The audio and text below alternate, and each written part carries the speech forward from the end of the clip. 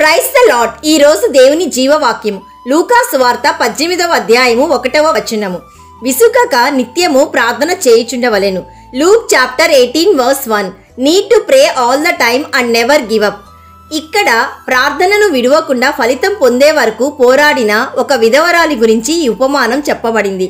అన్యాయస్తుడైన ఒక న్యాయాధిపతి దేవుడికి భయపడకయు మనుష్యులను లక్ష్యపెట్టకయు ఉండెను.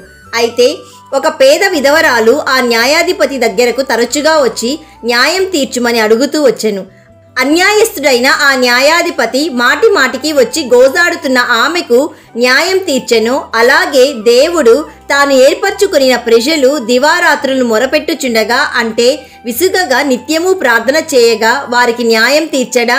కాబట్టి ప్రియ సహోదరి సహోదరుడా, దేవుని వాక్యం సెలవిస్తుంది, నీవు విసుగక నిత్యము ప్రార్థన చేయుచుండవలెను. నిత్యము ప్రార్థన చేయుట అంటే నీ జీవిత బాధ్యతలను నిర్లక్ష్యం చేయుమని కాదు. ఓపికతో దేవుని కొరకు వేచియుండుట ద్వారాను, నీ హృదయాన్ని దేవుని సన్నిధిలో కుమ్మరించుట ద్వారాను, దేవుని స్వరం వినేందుకు నీవు ఇష్టపడుట ద్వారాను ఈ గమ్యాన్ని నీవు చేరగలవు. అలా చేయడం ద్వారా మాత్రమే నీవు దేవుని సన్నిధిలో ఎక్కువ సమయం గడుపుతావు. ఆయన సన్నిధిలో ఆనందం కనుగొంటావు.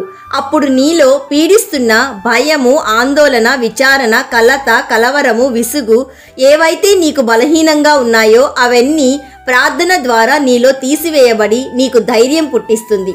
అప్పుడు ప్రార్థన ఒక బాధ్యతలాగా కాక ఒక ఆధిక్యతగా భావించి అందులో నీవు ఆనందిస్తావు.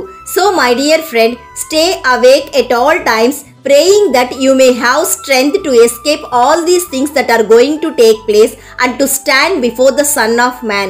కాబట్టి ప్రియ సహోదరి సహోదరుడా, క్రీస్తు రాకడ వచ్చేంత వరకు నీవు విసుకక నిత్యము ప్రార్థన చేయుచుండవలెను.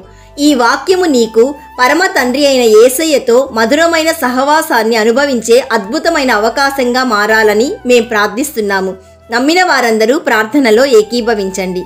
యేసయ్య, ఈరోజు మాకిచ్చిన జీవవాక్యమును బట్టి నేను స్తుతిస్తున్నాము.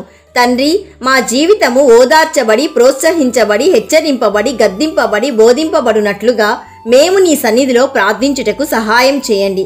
ఈరోజు జీవవాక్యం వింటున్న ప్రతి ఒక్కరూ ప్రార్థన ద్వారా వారి కుటుంబాలను ఆశీర్వదించుమని, వారి వ్యాపారమును దీవించుమని, ఉద్యోగమును దీవించుమని, చదువును దీవించుమని, ఆరోగ్యమును, ఆయుష్ను దీవించుమని నిత్య జీవము గలవాడైన యేసయ్య నామంలో అడుగుచున్నాము తండ్రి.